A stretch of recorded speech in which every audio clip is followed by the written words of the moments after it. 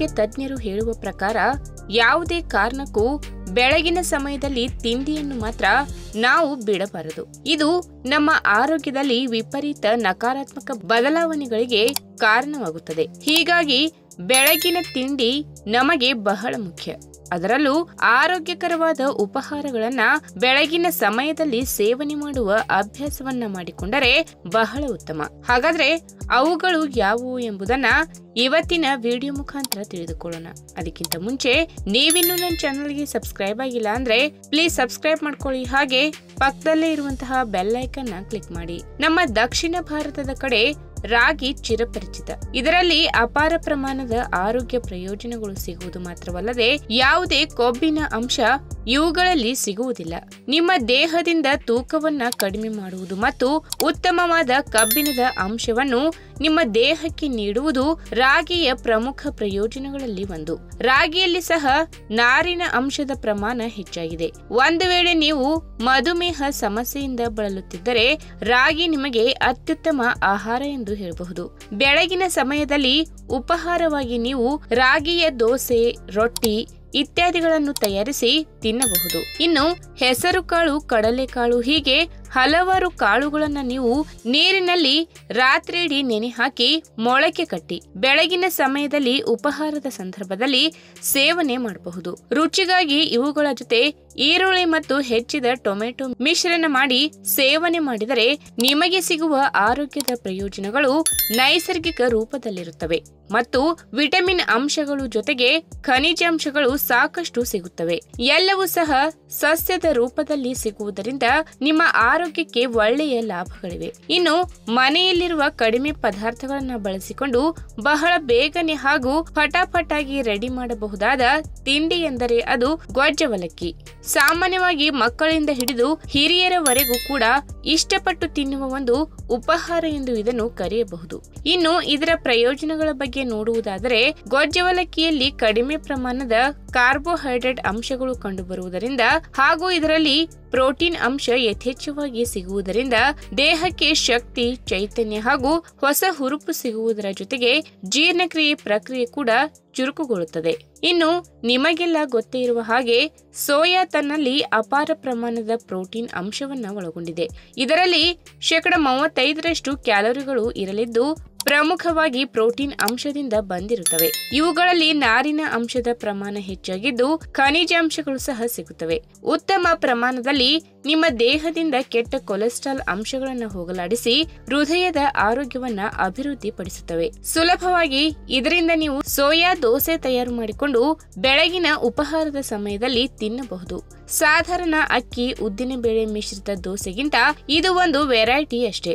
ಹಾಗಾಗಿ ಆದಷ್ಟು ಆರೋಗ್ಯಕರವಾದ ಹಾಗೂ ಪ್ರೋಟೀನ್ ಅಂಶ ಒಳಗೊಂಡಿದ ಆಹಾರಗಳನ್ನು ಸೇವಿಸುವ ಅಭ್ಯಾಸ ಮಾಡಿಕೊಳ್ಳಿ.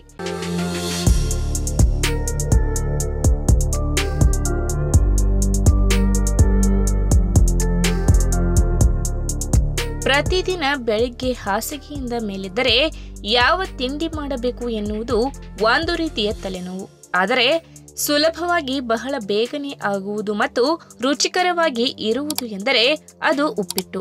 ಆದರೆ ತುಂಬಾ ಜನರು ಉಪ್ಪಿಟ್ಟು ತಿನ್ನಲು ಹಿಂದು ಮುಂದು ನೋಡ್ತಾರೆ. ಅದರ ಬದಲು ರವೆ ಇಡ್ಲಿ ಮಾಡಿ ತಿನ್ನಬಹುದಿತ್ತು ಎಂದು ಅಂದುಕೊಳ್ಳುವುದು ಉಂಟು. ಆದರೆ ಯಾವುದು ಹೇಗೆ ಮಾಡಿದರೂ ಕೂಡ ಆರೋಗ್ಯಕರವಾಗಿ ನಮ್ಮ ದೇಹಕ್ಕೆ ಕೆಲಸ ಮಾಡುತ್ತದೆ ಎನ್ನುವುದಂತೂ ನಿಜ.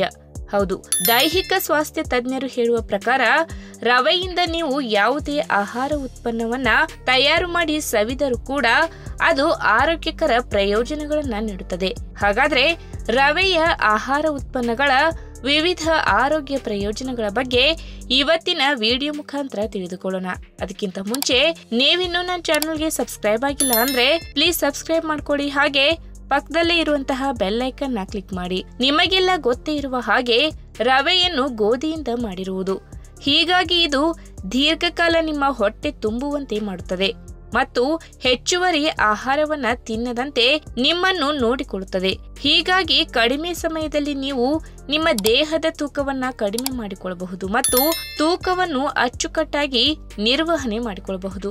ರವೆ ನಿಮ್ಮ ದೇಹದಲ್ಲಿ ಚೆನ್ನಾಗಿ ಜೀರ್ಣವಾಗುತ್ತದೆ ಮತ್ತು ದೇಹದ ಕೊಬ್ಬಿನ ಅಂಶದ ಪ್ರಮಾಣವನ್ನ ಕಡಿಮೆ ಮಾಡುತ್ತದೆ. ಇನ್ನು ರವೆಯಿಂದ ತಯಾರು ಮಾಡಿದ ಯಾವುದೇ ಆಹಾರ ಪದಾರ್ಥಗಳನ್ನು ಸೇವನೆ ಮಾಡುವುದರಿಂದ ದೇಹಕ್ಕೆ ಆಯಾಸ ದೂರವಾಗಿ ತಕ್ಷಣವೇ ಅತ್ಯುತ್ತಮವಾದ ಶಕ್ತಿ ಬರುತ್ತದೆ. ಇದು ನಿಮ್ಮ ದೇಹದಲ್ಲಿ ಒಂದು ರೀತಿಯ ಸಂಚಲನವನ್ನ ಉಂಟು ಮಾಡಿ ಸೋಮಾರಿತನವನ್ನ ಹೋಗಲಾಡಿಸುತ್ತದೆ. ಅದರಲ್ಲೂ ರವೆಯಿಂದ ತಯಾರು ಮಾಡುವ ಆಹಾರ ಪದಾರ್ಥಗಳಿಗೆ ಕೆಲವೊಂದು ತರಕಾರಿಗಳನ್ನ ಹಾಕಿ ತಯಾರಿಸುವುದರಿಂದ ಒಳ್ಳೆಯ ರುಚಿಯ ಜೊತೆಗೆ ದೇಹಕ್ಕೆ ನಾರಿನಾಂಶ ಕೂಡ ಸಿಕ್ಕಂತೆ ಆಗುತ್ತದೆ. ಇನ್ನು ಮನುಷ್ಯನಿಗೆ ಮೂಳೆಗಳು ಸದೃಢತೆ ಹೆಚ್ಚಾಗಬೇಕು ಎಂದರೆ ಫಾಸ್ಫರಸ್, ಜಿಂಕ್ ಮತ್ತು ಮ್ಯಾಗ್ನೀಷಿಯಂ ಇರುವಂತಹ ರವೆ ಬಳಸಿ ಯಾವುದಾದರೂ ರುಚಿಕರ ಆಹಾರ ಪದಾರ್ಥವನ್ನ ತಯಾರು ಮಾಡಿ ಸವಿಯಬೇಕು. ಇದು ದೇಹದಲ್ಲಿ ಸ್ವಯಂಚಾಲಿತವಾಗಿ ಅತ್ಯುತ್ತಮ ನರಮಂಡಲ ವ್ಯವಸ್ಥೆಯನ್ನು ಸಹ ಕಲ್ಪಿಸುತ್ತದೆ. ಅಷ್ಟೇ ಅಲ್ಲದೆ ರವೆ ನಿಮ್ಮ ಹೃದಯ ರಕ್ತನಾಳದ ಆರೋಗ್ಯಕ್ಕೆ